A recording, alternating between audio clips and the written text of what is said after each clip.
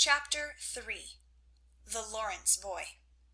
"Joe, Joe, where are you?" cried Meg at the foot of the garret stairs. "Here," answered a husky voice from above, and, running up, Meg found her sister eating apples and crying over the heir of Redcliffe, wrapped up in a comforter on an old three-legged sofa by the sunny window. This was Joe's favourite refuge, and here she loved to retire with half a dozen russets and a nice book, to enjoy the quiet and the society of a pet rat who lived near by and didn't mind her a particle. As Meg appeared, Scrabble whisked into his hole. Joe shook the tears off her cheeks and waited to hear the news. "Such fun! Only see! A regular note of invitation from Mrs. Gardner for to-morrow night!" cried Meg, waving the precious paper and then proceeding to read it with girlish delight. Mrs. Gardner would be happy to see Miss March and Miss Josephine at a little dance on New Year's Eve.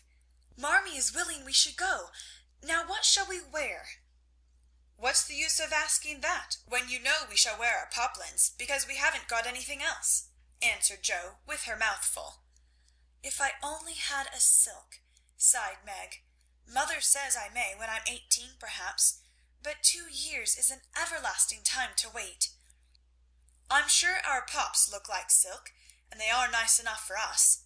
Yours is as good as new, but I forgot the burn and the tear in mine. Whatever shall I do? The burn shows badly, and I can't take any out." "You must sit still all you can, and keep your back out of sight.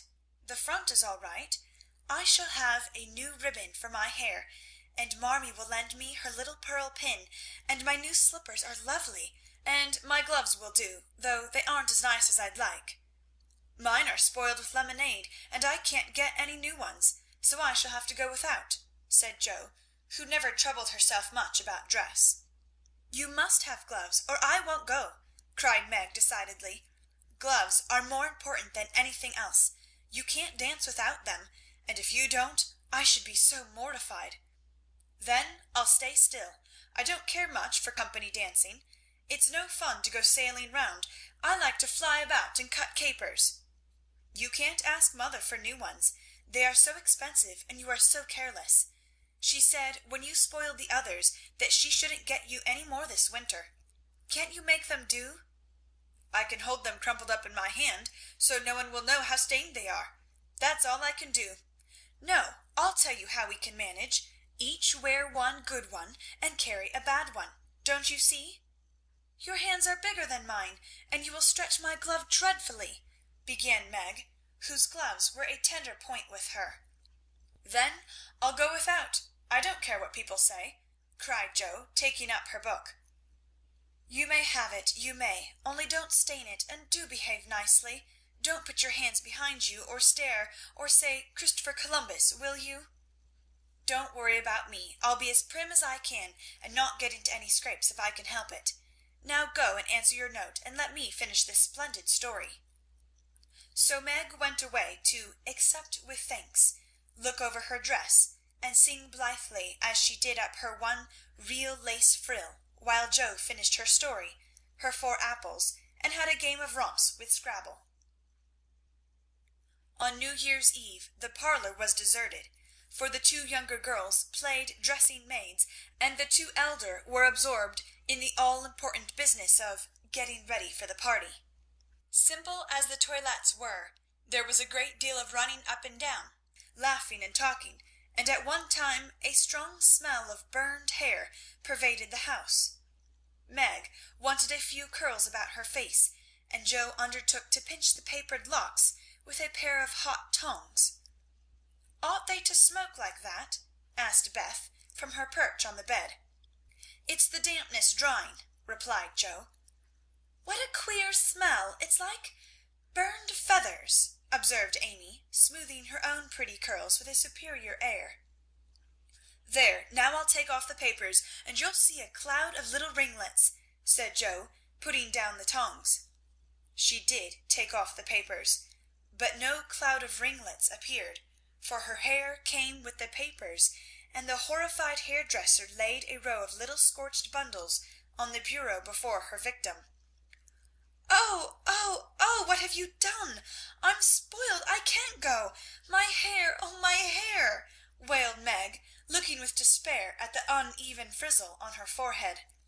"Just my luck. You shouldn't have asked me to do it. I always spoil everything. I'm so sorry, but the tongs were too hot, and so I've made a mess," groaned poor Jo, regarding the little black pancakes with tears of regret. "It isn't spoiled. Just frizzle it, and tie your ribbons so the ends come on your forehead a bit, and it will look like last fashion. I've seen many girls do it so," said Amy consolingly. "Serves me right for trying to be fine. I wish I'd let my hair alone," cried Meg petulantly. "So do I. It was so smooth and pretty, but it will soon grow out again," said Beth, coming to kiss and comfort the shorn sheep.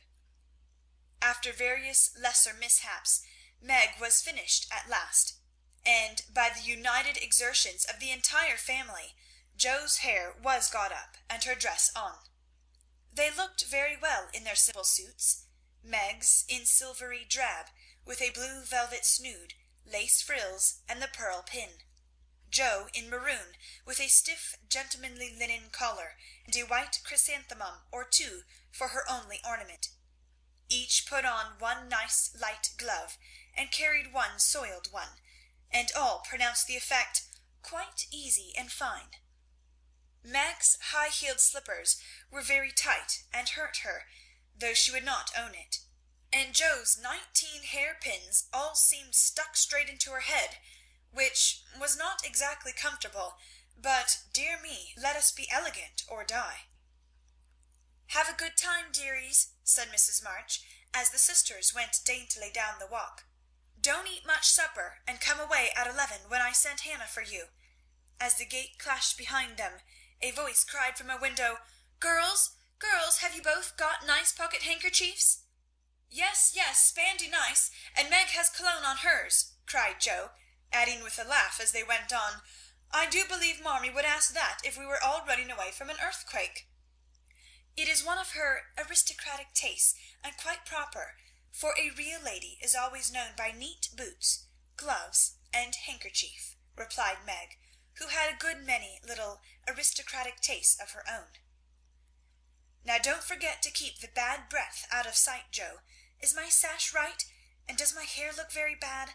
said Meg, as she turned from the glass in Mrs. Gardner's dressing room after a prolonged prink. "I know I shall forget. If you see me doing anything wrong, just remind me by a wink, will you?" returned Jo, giving her collar a twitch and her head a hasty brush. "No, winking isn't ladylike. I'll lift my eyebrows if anything is wrong, and nod if you are all right. Now hold your shoulders straight, and take short steps, and don't shake hands if you are introduced to any one. It isn't the thing." "How do you learn all the proper ways? I never can. Isn't that music gay?" Down they went, feeling a trifle timid, for they seldom went to parties, and informal as this little gathering was, it was an event to them. Mrs. Gardner, a stately old lady, greeted them kindly, and handed them over to the eldest of her 6 daughters. Meg knew Sally, and was at her ease very soon, but Jo, who didn't care much for girls or girlish gossip, stood about with her back carefully against the wall, and felt as much out of place as a colt in a flower garden. Half a dozen jovial lads were talking about skates in another part of the room, and she longed to go and join them, for skating was one of the joys of her life. She telegraphed her wish to Meg, but the eyebrows went up so alarmingly that she dared not stir. No one came to talk to her, and one by one the group dwindled away till she was left alone. She could not roam about and amuse herself, for the burned breath would show, so she stared at people rather forlornly till the dancing began. Meg was asked at once, and the tight slippers tripped about so briskly that none would have guessed the pain the wearer suffered smilingly. Jo saw a big red-headed youth approaching her corner, and fearing he meant to engage her, she slipped into a curtained recess, intending to peep and enjoy herself in peace. Unfortunately, another bashful person had chosen the same refuge, for, as the curtain fell behind her, she found herself face to face with the Lawrence boy. "Dear me, I didn't know any one was here," stammered Joe, preparing to back out as speedily as she had bounced in. But the boy laughed and said pleasantly, though he looked a little startled, "Don't mind me. Stay if you like." "Shan't I disturb you?" "Not a bit. I only came here because I don't know many people, and felt rather strange at first, you know." "So did I. Don't go away, please, unless you'd rather." The boy sat down again and looked at his pumps, till Joe said, trying to be polite and easy, "I think I've had the pleasure of seeing you before. You live near us, don't you?" "Next door," and he looked up and laughed outright, for Joe's prim manner was rather funny when he remembered how they had chatted about cricket when he brought the cat home. That put Joe at her ease, and she laughed too, as she said, in her heartiest way, "We did have such a good time over your Christmas present. Grandpa sent it. But you put it into his head, didn't you now?" "How is your cat, Miss March?" asked the boy, trying to look sober while his black eyes shone with fun. "Nicely, thank you, Mr. Lawrence, but I'm not Miss March, I'm only Joe," returned the young lady. "I'm not Mr. Lawrence, I'm only Laurie." "Laurie Lawrence, what an odd name!" "My first name is Theodore, but I don't like it, for the fellows called me Dora, so I made them say Laurie instead." "I hate my name too, so sentimental. I wish everyone would say Joe instead of Josephine. How did you make the boys stop calling you Dora?" "I thrashed 'em." "I can't thrash Aunt March, so I suppose I shall have to bear it," and Joe resigned herself with a sigh. "Don't you like to dance, Miss Joe?" asked Laurie, looking as if he thought the name suited her. "I like it well enough if there is plenty of room and every one is lively. In a place like this I'm sure to upset something, tread on people's toes, or do something dreadful, so I keep out of mischief and let Meg sail about. Don't you dance?" "Sometimes. You see, I've been abroad a good many years, and haven't been into company enough yet to know how you do things here." "Abroad!" cried Joe. "Oh, tell me about it. I love dearly to hear people describe their travels."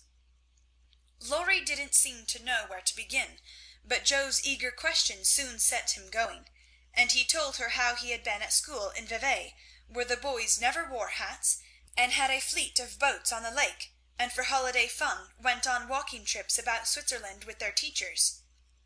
"Don't I wish I'd been there!" cried Joe. "Did you go to Paris?" "We spent last winter there." "Can you talk French?" "We were not allowed to speak anything else at Vevey." "Do say some. I can read it, but can't pronounce." "Que nomme cette jeune demoiselle en les pantoufles jolies?" "How nicely you do it. Let me see. You said, 'Who is the young lady in the pretty slippers?' didn't you?"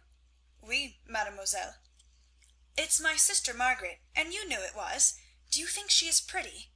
"Yes. She makes me think of the German girls. She looks so fresh and quiet, and dances like a lady."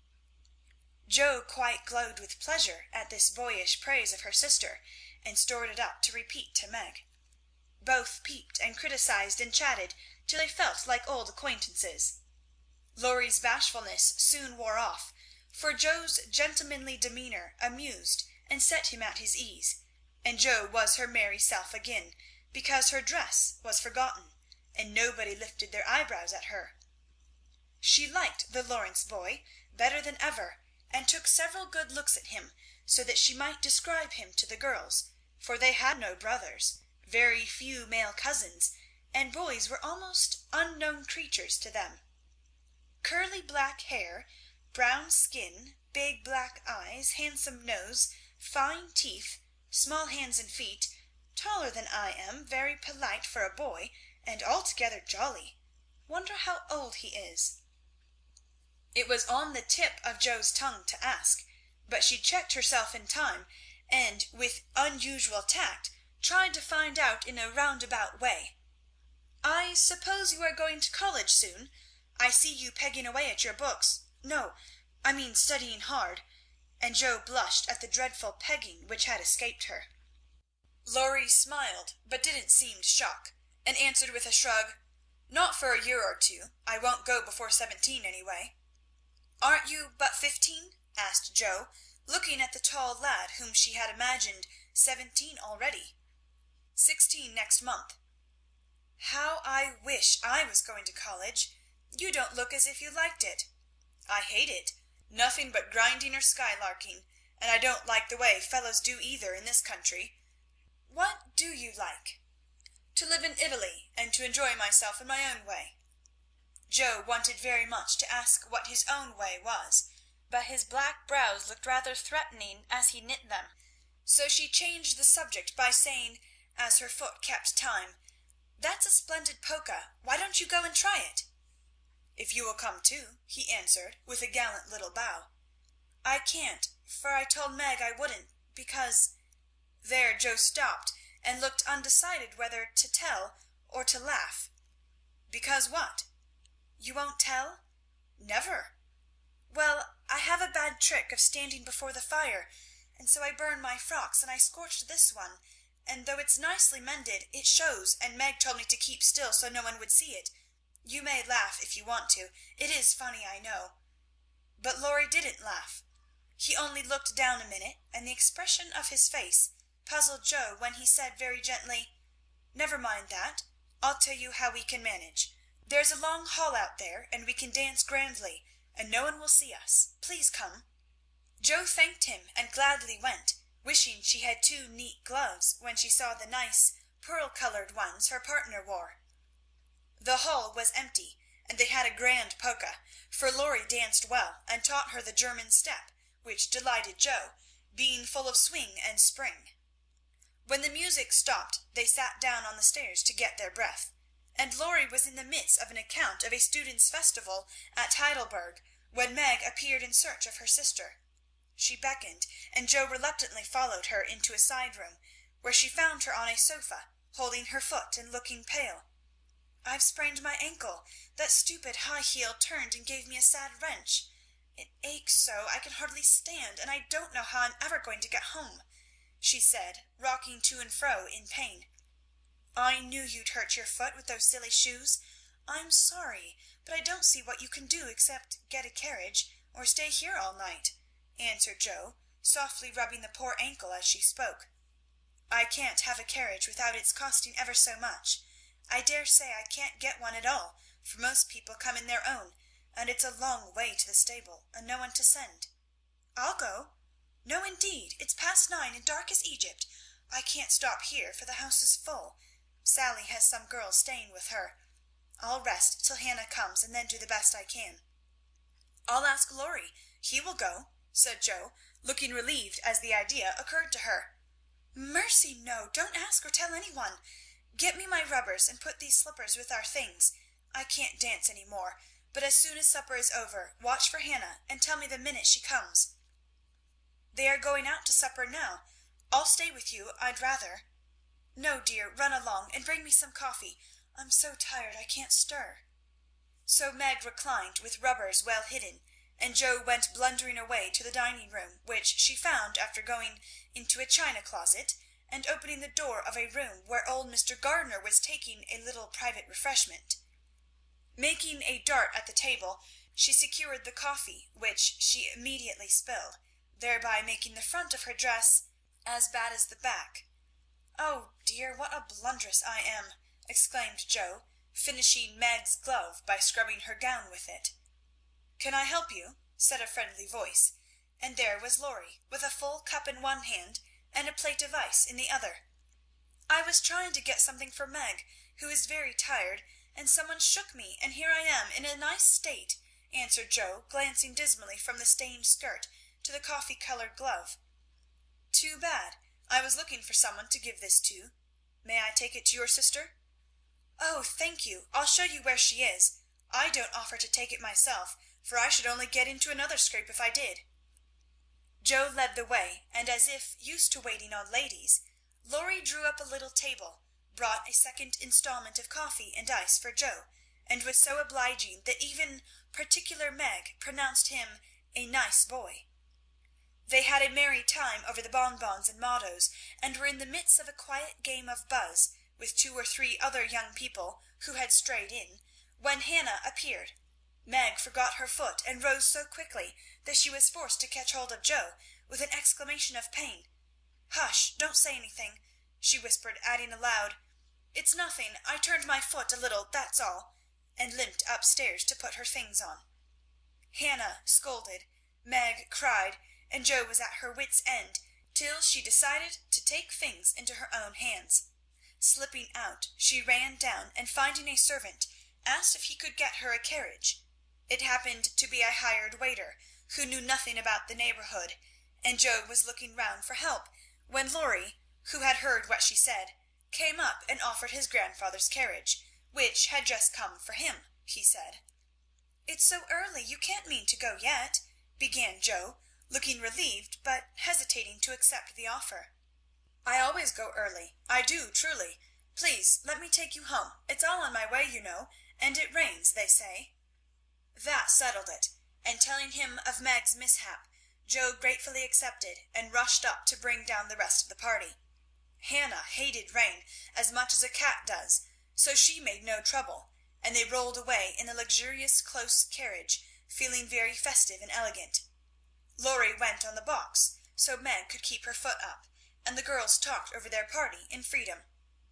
"I had a capital time, did you?" asked Jo, rumpling up her hair and making herself comfortable. "Yes, till I hurt myself. Sally's friend Annie Moffat took a fancy to me, and asked me to come and spend a week with her when Sally does. She is going in the spring when the opera comes, and it will be perfectly splendid, if mother only lets me go," answered Meg, cheering up at the thought. "I saw you dancing with the red-headed man I ran away from. Was he nice?" "Oh, very. His hair is auburn, not red, and he was very polite, and I had a delicious redowa with him." "He looked like a grasshopper in a fit when he did the new step. Laurie and I couldn't help laughing. Did you hear us?" "No, but it was very rude. What were you about all that time, hidden away there?" Jo told her adventures, and by the time she had finished they were at home. With many thanks they said good night and crept in, hoping to disturb no one, but the instant their door creaked, two little nightcaps bobbed up, and two sleepy but eager voices cried out, "Tell about the party! Tell about the party!" With what Meg called a great want of manners, Jo had saved some bonbons for the little girls, and they soon subsided, after hearing the most thrilling events of the evening. "I declare it really seems like being a fine young lady to come home from the party in a carriage, and sit in my dressing gown with a maid to wait on me," said Meg, as Jo bound up her foot with arnica and brushed her hair.